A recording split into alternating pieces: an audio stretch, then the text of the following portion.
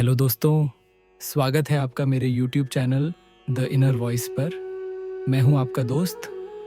आज हम एक ऐसे गहरे सत्य की बात करने वाले हैं जो किताबों में नहीं मिलता, भाषणों में नहीं सिखाया जाता।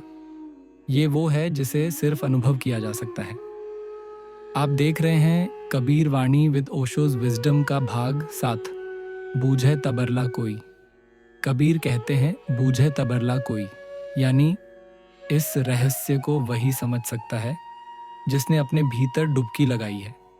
ये कोई बाहरी ज्ञान नहीं, ये आपकी आत्मा की पुकार है।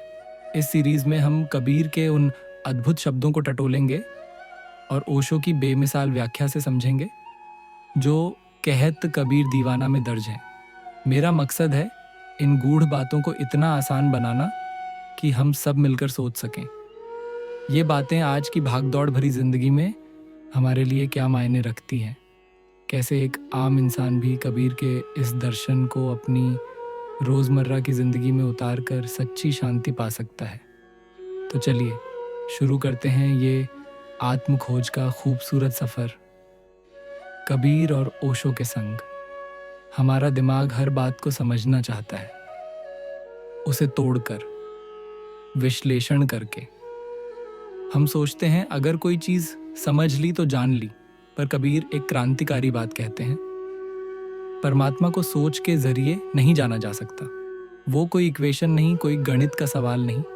वो तो एक प्रेम में गिरने जैसा है, एक ऐसा अनुभव जहाँ बुद्धि ठहर जाती है और दिल धड़क उठता है।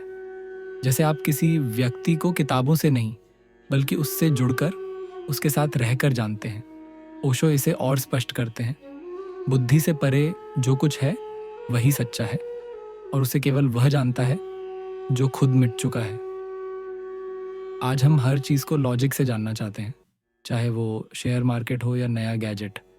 लेकिन आत्मा का रास्ता बुद्धि के कैलकुलेशन से नहीं चलता। क्या आप एक पल के लिए भी अपनी सारी समझ को किनारे रखकर बस महसूस करने को तैयार हैं? कबीर कहते हैं, तिन्ही बूझे बात ये जिन मन धरा न कोई। इसका मतलब है जो अपने मैं को छोड़ चुका है, जो अंदर से बिल्कुल खाली हो गया है, वही इस मौन की भाषा समझ सकता है। ये मौन वो खालीपन नहीं बल्कि वो शांति है जहाँ सारा शोर थम जाता है। ये भाषा शब्दों की मोहताज नहीं होती, ये आपकी आत्मा की गहराई से फूटती है। सोचिए, एक शांत झील और उसमें गिरता एक छोटा पत्थर। कोई आवाज़ नहीं, पर एक हल्का सा कंपन उठता है, बस वैसा ही।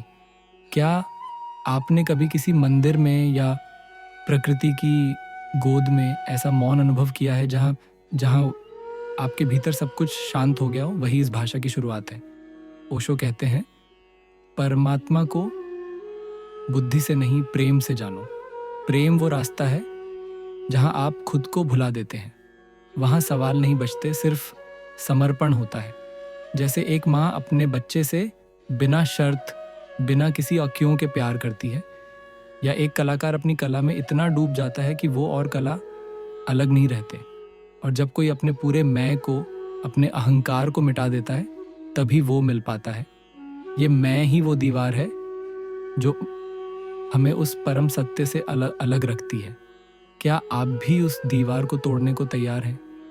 कबीर कहते हैं, स्वाद न लागा जीभ को तब तलक भूख न जान।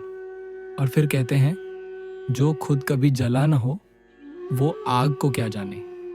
मतलब जब तक तुमने खुद भीतर की रूपांतरण की अग्नि नहीं जानी, जब तक वो आध्यात्मिक प्यास नहीं जगी, तब तक ये सब बातें हैं सिर्फ शब्द, सिर्फ कहानियाँ।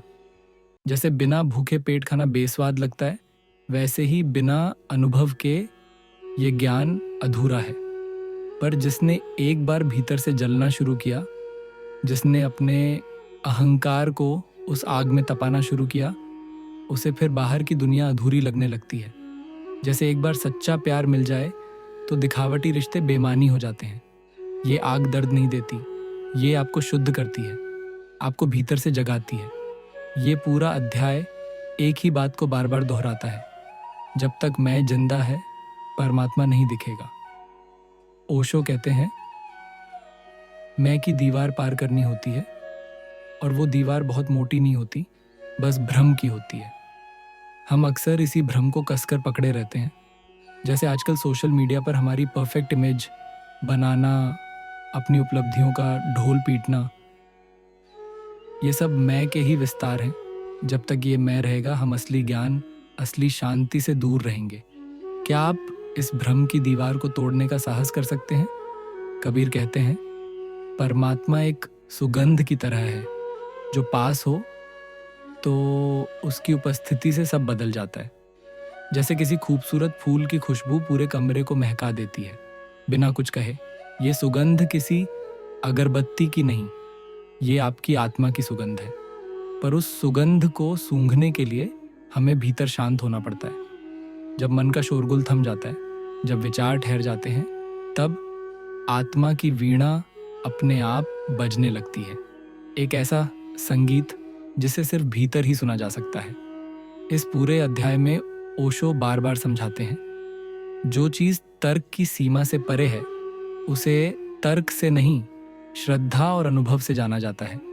इसलिए कबीर फिर कहते हैं, बूझे तबरला कोई, बस वही समझता है जो खुद को मिटा चुका है।